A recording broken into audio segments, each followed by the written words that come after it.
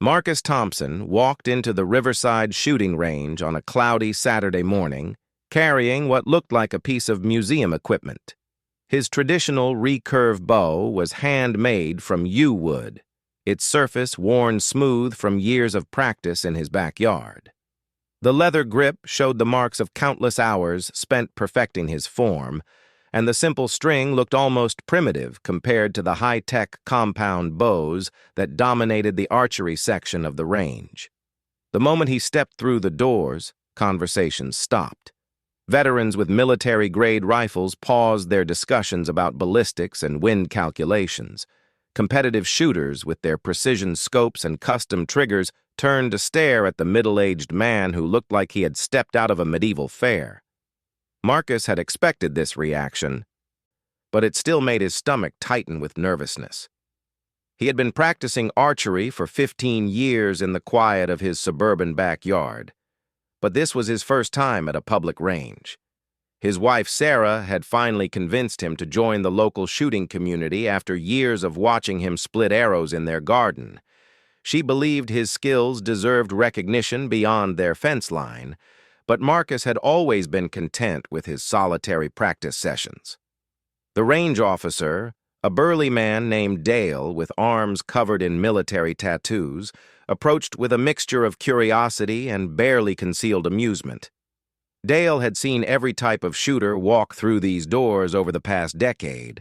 There were the weekend warriors with their tactical gear, the competitive marksmen with equipment worth more than most people's cars, and the occasional hunter sighting in rifles for deer season.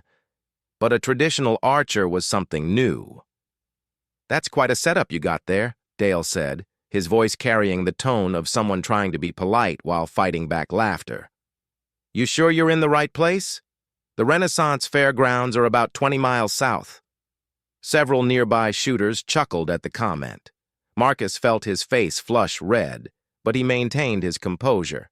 He had dealt with skeptics before, though usually they were neighbors wondering why he practiced with such an outdated weapon when modern bows were available. "I'd like to use one of the archery lanes if possible," Marcus replied quietly, adjusting his grip on the bow. The wood felt warm and familiar in his hands, a comforting weight that had become second nature over the years. Dale pointed toward the far corner of the indoor range where 3 archery lanes sat mostly unused. Most people who came here for archery brought compound bows with wheels, pulleys, and sights that looked more like scientific instruments than sporting equipment. The traditional section felt almost abandoned in comparison. As Marcus walked toward his assigned lane, he became acutely aware of the attention he was drawing. Conversations had resumed, but he could hear fragments of comments floating in his direction. Someone mentioned Robin Hood sarcastically. Another voice talked about bringing a knife to a gunfight. The underlying message was clear. His traditional bow was seen as quaint, but ultimately useless in a world of modern precision shooting. Setting up his target at 25 yards, Marcus began his routine. He had learned archery from his grandfather, a man who had hunted with traditional bows during the Great Depression when bullets were too expensive for regular practice. His grandfather had taught him that consistency was everything. The same stance, the same draw, the same anchor point every single time. His first arrow flew straight and true, hitting just outside the bullseye. The second found the 8 ring. By the third shot, he had found his rhythm, and the arrow punched through the center of the target with a satisfying thud. The small group of observers had grown larger, though their commentary remained skeptical. "Not bad for 25 yards, someone said. "But that's basically point-blank range." Marcus moved his target back to 50 yards without saying a word. This was where most recreational archers began to struggle with traditional equipment. The longer distance required perfect form and an intuitive understanding of trajectory that took years to develop. Modern compound bows with their mechanical advantages and sight systems made 50-yard shots relatively routine, but with a traditional recurve, it separated the serious practitioners from the weekend hobbyists. His first shot at the new distance hit the 7 ring. The second found the 9. By his 5th arrow, he was consistently grouping shots in the 8 and 9 rings, with 2 arrows touching the bullseye. The muttered comments from his audience had shifted from mocking to grudging respect, but there was still an underlying current of dismissal. Dale wandered over during a lull in range activity, genuinely curious now about this quiet man with the ancient-looking bow. Up close, he could see the calluses on Marcus's fingertips from years of drawing bowstrings, and the practiced way he knocked each arrow suggested far more experience than his nervous demeanor had initially indicated. "How long you been shooting?" Dale asked, his tone more respectful now. "About 15 years, Marcus replied, drawing another arrow from his simple leather quiver. "My grandfather started teaching me when I was young, but I didn't get serious about it until after he passed." The story that emerged during their conversation painted a picture of dedication that impressed even the skeptical range officer. Marcus had spent countless hours studying traditional archery techniques, reading about historical hunting methods, and practicing until his form became as automatic as breathing. He had built his own arrows, crafted his own bow, and developed an almost meditative relationship with the sport. But the real test came when Jake Morrison arrived at the range that afternoon. Jake was a local legend, a former Army sniper who held several civilian marksmanship records. His custom rifle setup was worth more than most people's annual salary, and his reputation for precision shooting was known throughout the state. When Jake shot, other shooters stopped what they were doing to watch. Jake had heard about the traditional archer from Dale and came over to see what the fuss was about. He watched Marcus shoot a few arrows at 50 yards, noting the consistent grouping and smooth technique. There was no denying the skill involved. But Jake had spent years training with weapons capable of taking lives at distances measured in hundreds of yards, not dozens.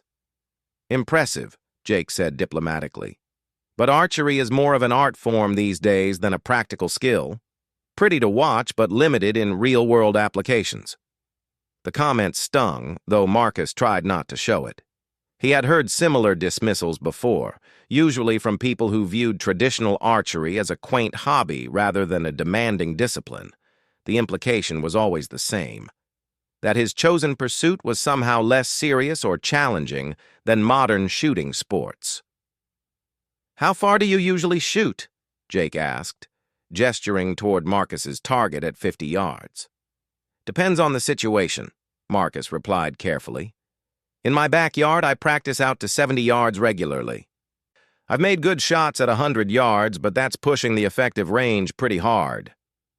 Jake nodded politely, but his expression made it clear that he considered 100 yards to be barely beyond spitting distance.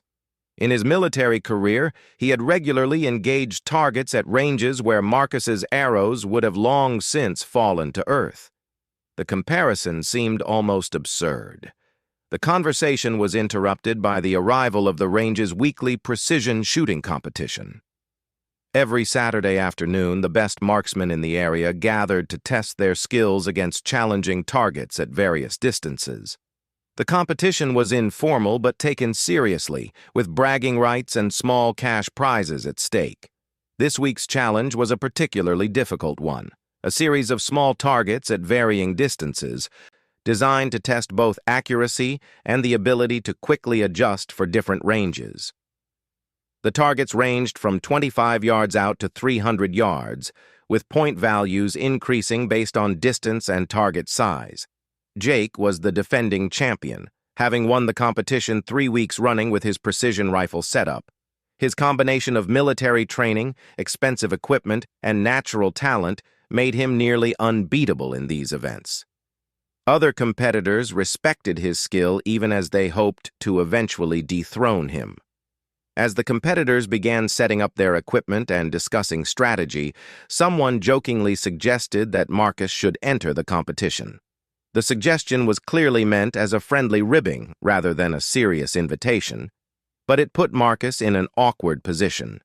Declining might seem cowardly, but accepting would almost certainly result in embarrassment. Marcus looked at his traditional bow, then at the sophisticated equipment being arranged around him.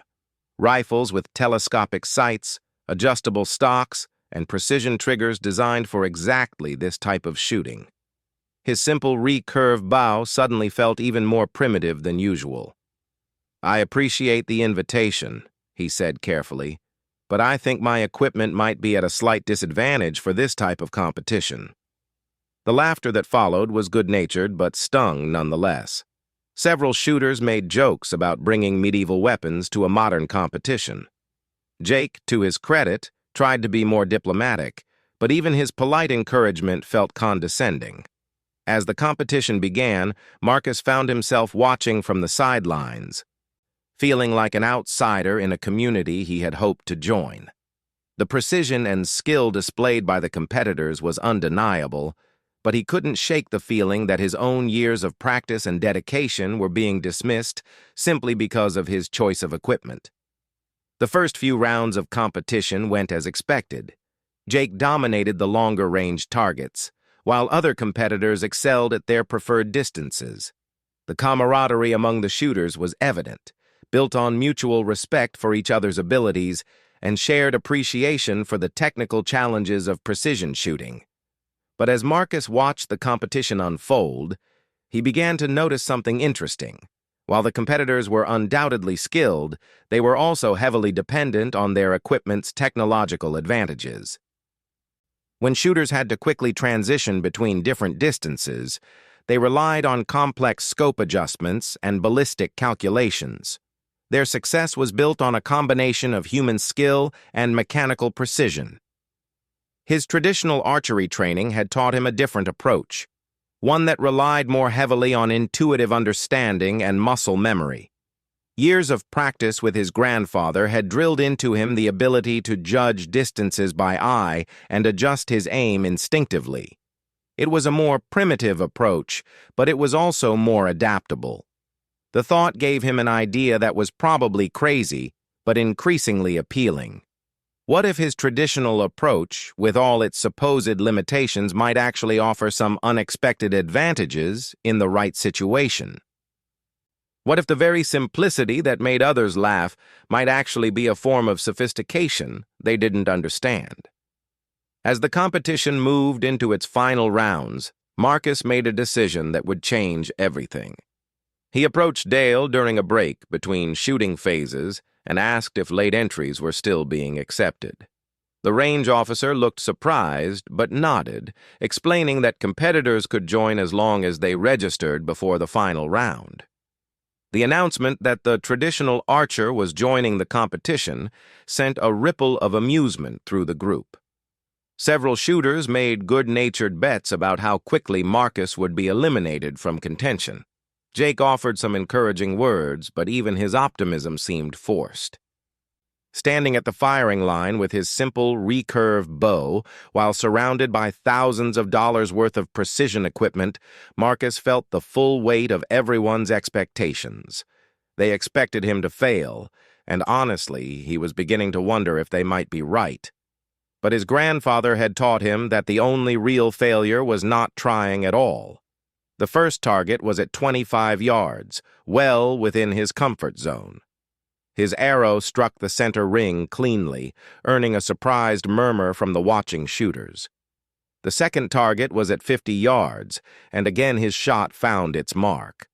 But the real test would come with the longer distances, where his traditional equipment would be pushed to its absolute limits. As the targets moved further away, Marcus found himself entering a focused state that felt almost meditative.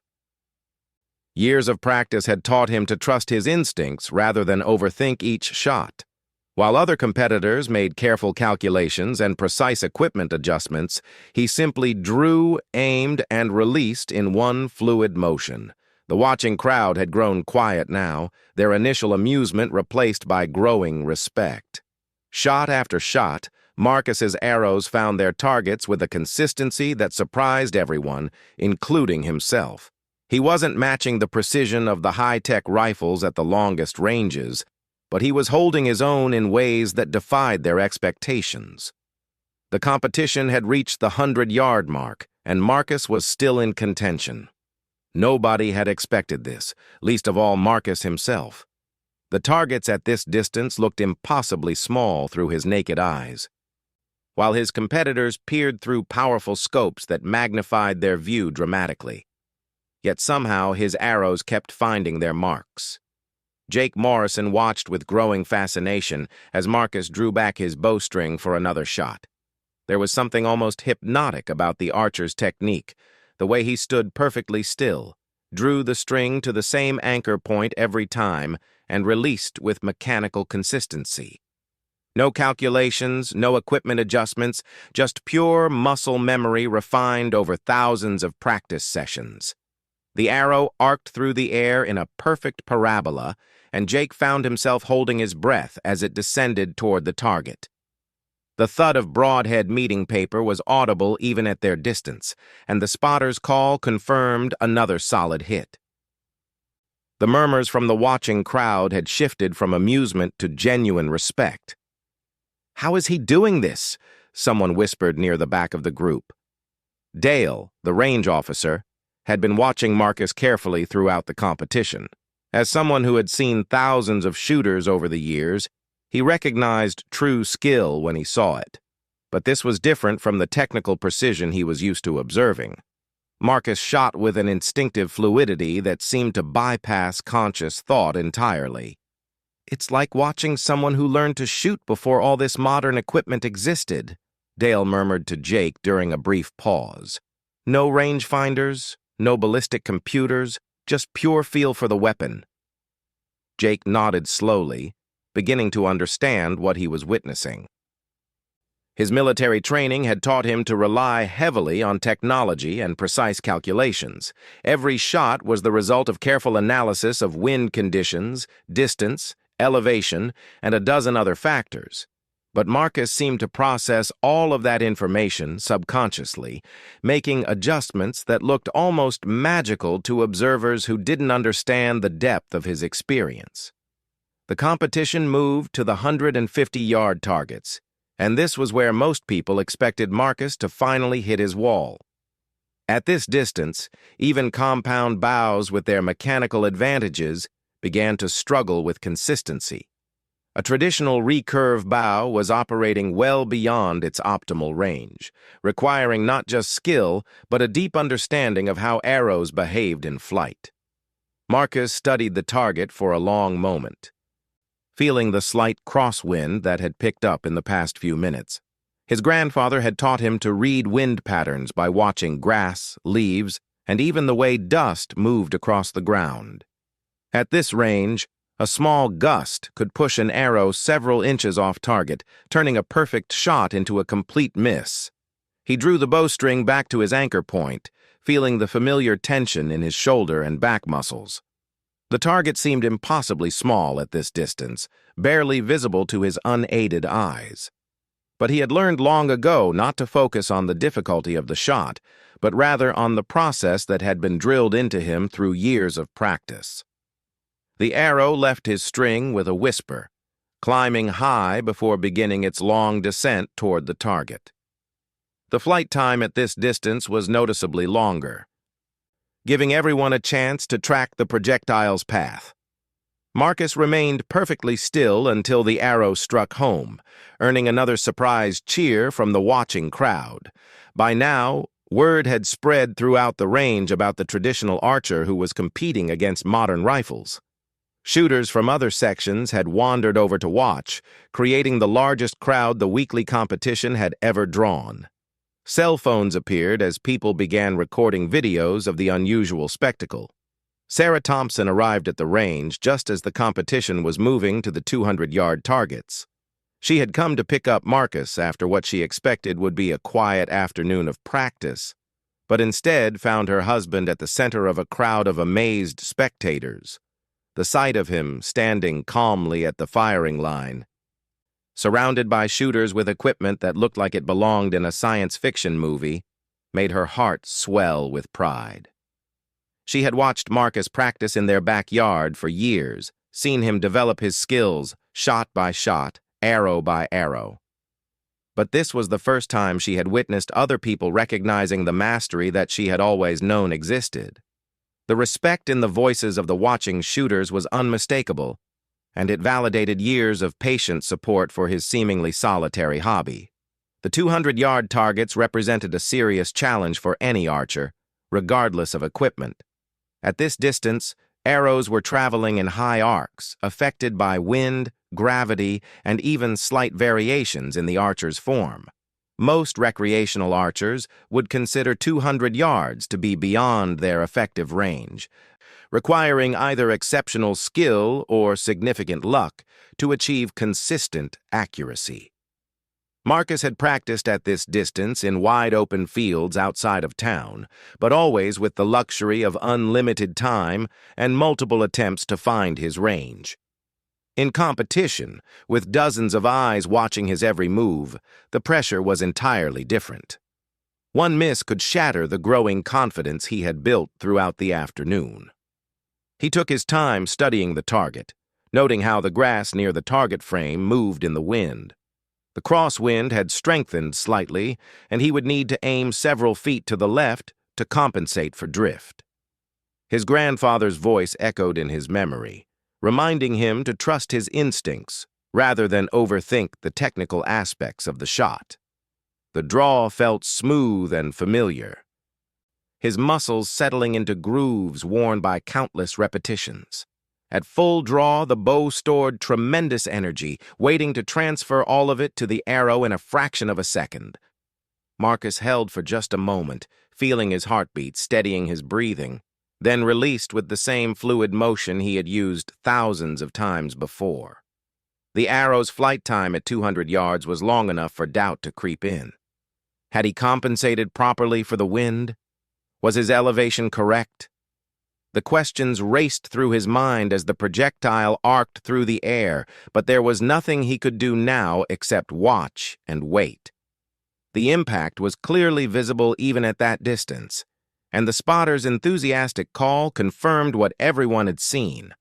Another solid hit. The cheers from the crowd were louder this time, mixed with genuine amazement. Several of the rifle competitors shook their heads in disbelief, unable to comprehend how someone was achieving this level of accuracy with such primitive equipment. Jake Morrison found himself reevaluating everything he thought he knew about practical marksmanship. His military training had emphasized the importance of technology and precise measurement, but Marcus was demonstrating that there were other paths to accuracy that didn't rely on mechanical aids. It was humbling for someone who had built his reputation on technical precision. The competition had now reached distances where even Jake's sophisticated rifle setup began to show its limitations. 250 yards was challenging for any weapon, requiring not just accuracy, but an understanding of how environmental factors affected projectile flight. The targets looked tiny even through high-powered scopes, and the margin for error had shrunk to almost nothing. For Marcus, this distance pushed his traditional bow to its absolute limits. The arrow's trajectory was so high that it almost disappeared from sight before descending toward the target. Wind drift became increasingly significant, and even small variations in his form could result in dramatic misses. He was operating in territory where few traditional archers had ever ventured. The crowd had grown silent as Marcus prepared for his shot at 250 yards. Everyone understood that they were witnessing something extraordinary, but this might be where physics finally overcame skill. The whispered conversations had stopped, replaced by an almost reverent attention to the lone figure standing at the firing line with his ancient-looking bow. Marcus felt the pressure of their expectations, but tried to block it out and focus on his grandfather's teachings. Consistency was everything. The same stance, the same draw, the same anchor point, the same release. If he could maintain his form, the arrow would find its way to the target just as it had at shorter distances. He drew the bowstring back slowly, feeling the tremendous weight at full draw. The target was barely visible as a small speck in the distance, more of a suggestion than a clearly defined aim point.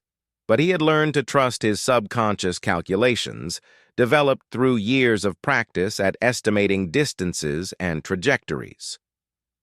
The arrow climbed higher than any of his previous shots, reaching an apex that seemed to hang in the air before beginning its descent. The flight time was long enough for several heartbeats, giving everyone a chance to wonder if this would finally be the shot that revealed the limitations of traditional archery. When the arrow struck the target with a clearly audible impact, the cheer that went up from the crowd was spontaneous and enthusiastic. People who had started the day making jokes about his equipment were now applauding a demonstration of skill that none of them had believed possible. Marcus allowed himself a small smile, feeling a satisfaction that went beyond just competitive success. But the competition wasn't over yet. There was still one target remaining at 300 yards, a distance that would test the absolute limits of every competitor's equipment and skill. At this range, even minor errors in technique or equipment setup would result in dramatic misses. It was the kind of shot that separated true masters from merely competent marksmen. Jake Morrison stepped up to take his shot at 300 yards, and the crowd quieted to watch the local legend work. His rifle was perfectly suited for this distance, with a scope that provided crystal-clear magnification and a barrel designed for long-range accuracy. He had made similar shots countless times in both military and civilian contexts. His shot was textbook perfect, striking the center of the target with mechanical precision. The crowd applauded respectfully, recognizing the skill required even with sophisticated equipment. Jake nodded his thanks, then looked toward Marcus with an expression that mixed curiosity with sympathy. This was where traditional equipment would finally reach its breaking point. 300 yards represented the outer limits of what was theoretically possible with a recurve bow in the hands of an expert archer. Even under perfect conditions, with no wind and unlimited practice shots, maintaining accuracy at this distance required a combination of skill, experience, and considerable luck. In competition conditions, with a crosswind and a watching crowd, it bordered on the impossible. Marcus understood the odds as well as anyone. His arrows were designed for shorter ranges, and at 300 yards, they would be dropping steeply and vulnerable to any wind drift. His bow, despite its quality construction, was operating well beyond its intended effective range. Logic suggested that he should be content with his performance so far and gracefully accept that modern equipment had advantages that couldn't be overcome by skill alone. But as he studied the distant target, something in his grandfather's memory spoke to him about the importance of attempting what others considered impossible. His grandfather had told him stories of hunters who had taken game at distances that other people considered fantasy, not because their equipment was superior, but because they understood their weapon so completely that it became an extension of themselves. The decision to attempt a 300-yard shot surprised everyone, including Marcus himself. As he stepped up to the firing line, the silence from the crowd was complete.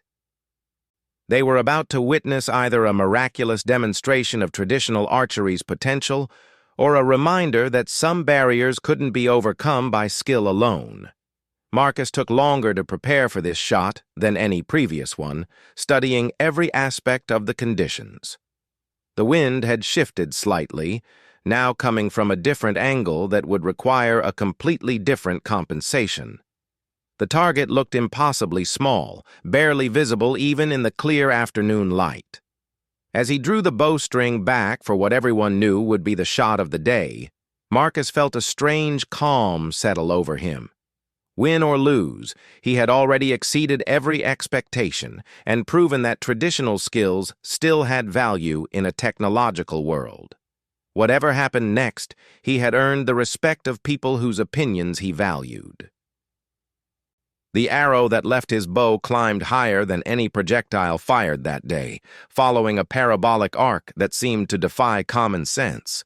At its peak, it was barely visible against the cloudy sky, a tiny speck traveling toward a target that looked like a dot on the landscape. The flight time seemed endless, giving everyone plenty of opportunity to wonder if they were about to witness something truly extraordinary, or if physics would finally reassert itself and bring Marcus back to Earth. The silence was so complete that even the sound of wind through the grass seemed loud. When the arrow finally reached its target, the impact was clearly visible even at 300 yards. But more importantly, the spotter's call confirmed what everyone hoped but hardly dared to believe. It had found its mark. The silence that followed the 300-yard shot lasted only a heartbeat before erupting into the loudest cheers of the afternoon.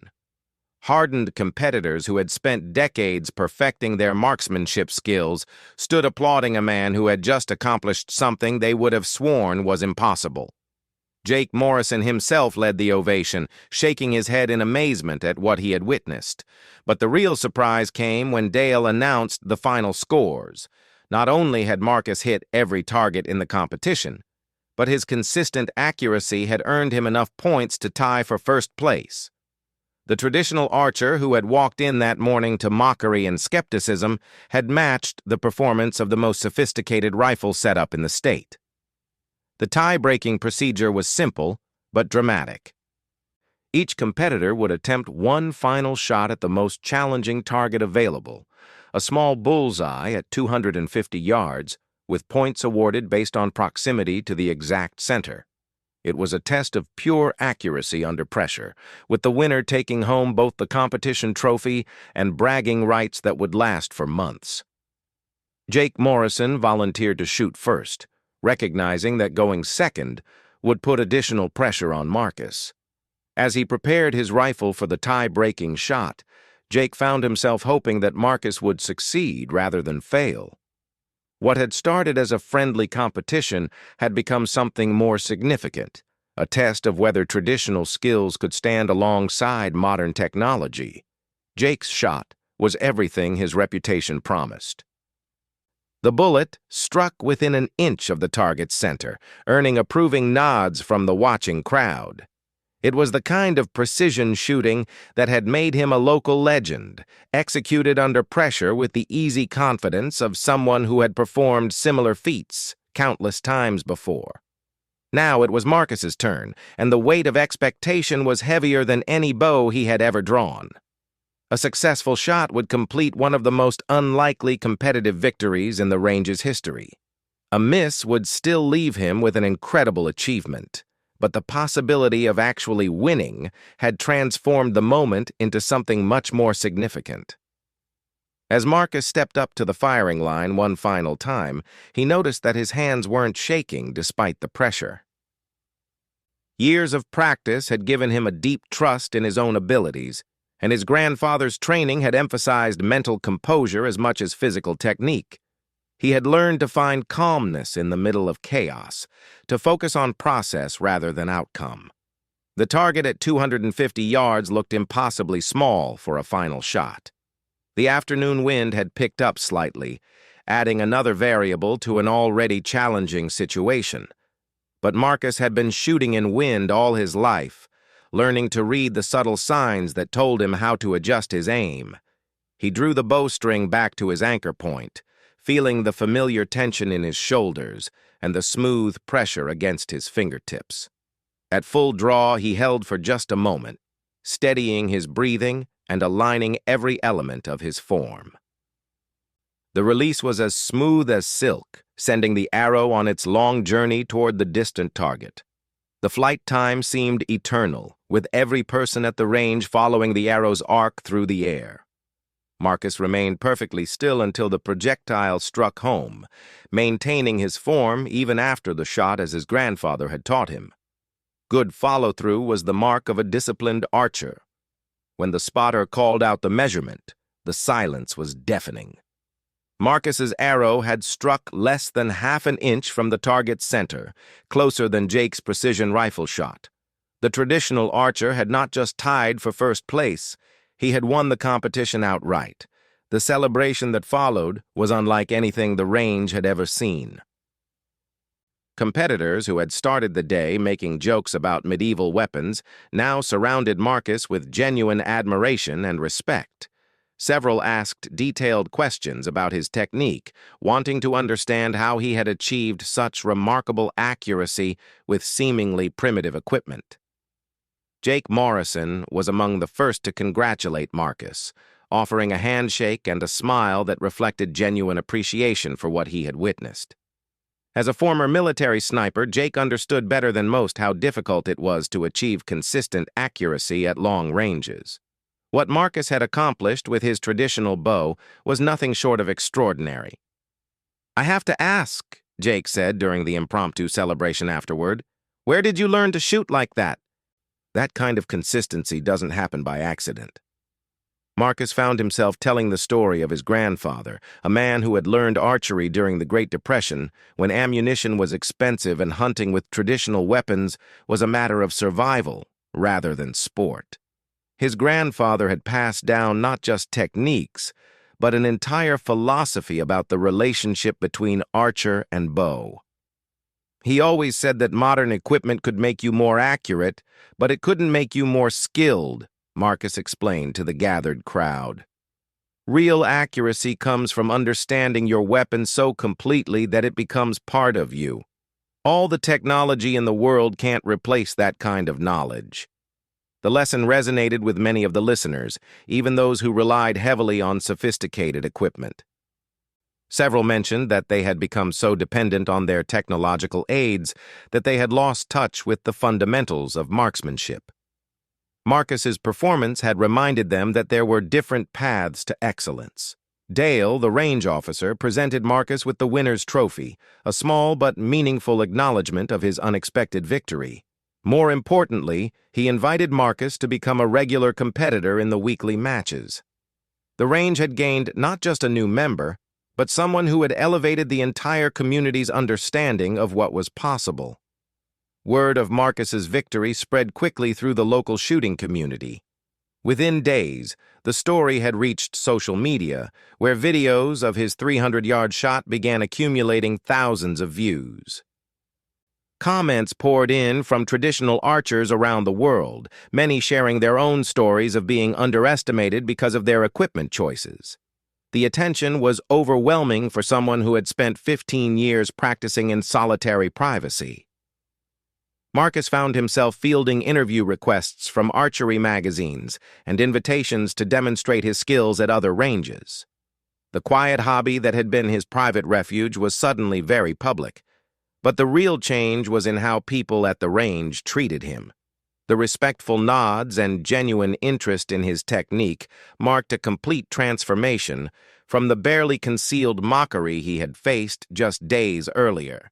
His traditional bow was no longer seen as a curiosity, but as a legitimate and formidable piece of equipment in the right hands. Sarah watched her husband's newfound confidence with deep satisfaction. She had always known that his skills deserved recognition, but even she had been amazed by his performance in the competition. Seeing him gain the respect of the shooting community validated years of patient support for his passion. The weekly competitions took on a different character with Marcus's regular participation. His presence forced other competitors to raise their own standards, knowing that they were facing someone who could achieve remarkable accuracy without any of the technological advantages they took for granted. It created a more challenging and ultimately more rewarding environment for everyone involved. Jake Morrison found that his friendship with Marcus had changed his own approach to shooting.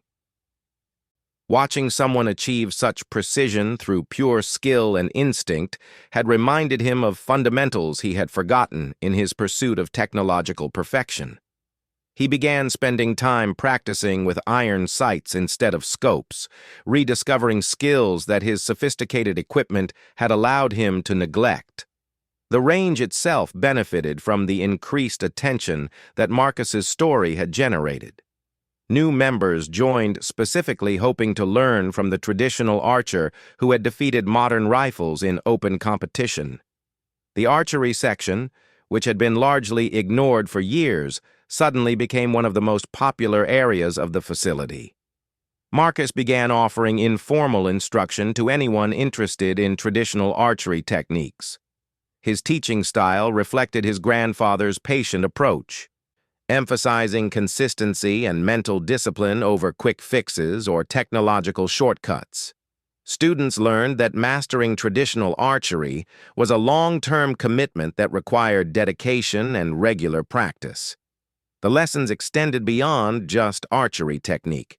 Marcus shared his grandfather's philosophy about the relationship between skill and equipment, helping students understand that true mastery came from within rather than from external aids. It was a message that resonated with many people who had become overly dependent on technology in various aspects of their lives. 6 months after his first visit to the range, Marcus had become something of a local celebrity in the shooting community. His story had been featured in several archery publications, and he had been invited to demonstrate his skills at competitions throughout the region. The quiet man who had once practiced alone in his backyard was now recognized as one of the most skilled traditional archers in the country. But perhaps the most meaningful change was in his relationship with the sport itself. What had once been a private passion, shared only with his grandfather's memory, had become a way to connect with a community of like-minded individuals. Teaching others had deepened his own understanding and appreciation of traditional archery's timeless principles. The range had commissioned a small plaque to commemorate Marcus's victory, mounted near the archery lanes where new shooters could read about the day when traditional skills had triumphed over modern technology.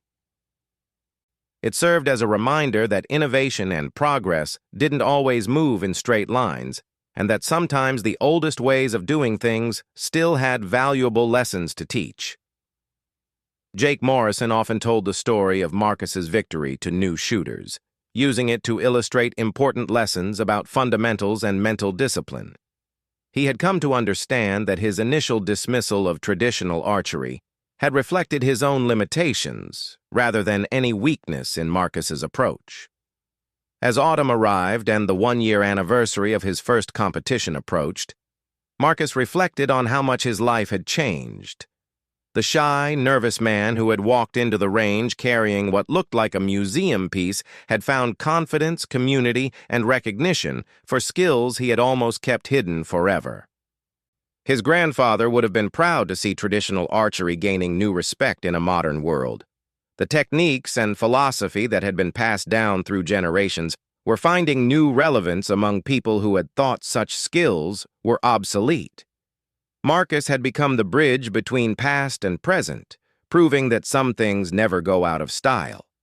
The weekly competitions continued, and Marcus remained a formidable competitor despite the increased skill level of his opponents. But more importantly, he had helped create an environment where different approaches to marksmanship were valued and respected. The range had become a place where technological innovation and traditional skills coexisted and learned from each other. Looking back on that first day when laughter had greeted his traditional bow, Marcus smiled at how completely the situation had reversed. The same people who had made jokes about medieval weapons now sought his advice and respected his expertise. It was a reminder that first impressions could be misleading and that true skill would always find a way to reveal itself. The story of his victory had inspired traditional archers around the world to step out of the shadows and share their own skills with broader communities. Ranges that had ignored traditional archery for years were suddenly seeing increased interest in courses and competitions. Marcus had helped spark a revival of interest in one of humanity's oldest and most fundamental skills. His grandfather's bow, the simple recurve that had seemed so out of place in a world of high-tech equipment, now hung in a place of honor in Marcus's home. It had become a symbol not just of traditional craftsmanship, but of the timeless truth that real mastery transcended the tools being used. In the right hands, the simplest equipment could achieve extraordinary results.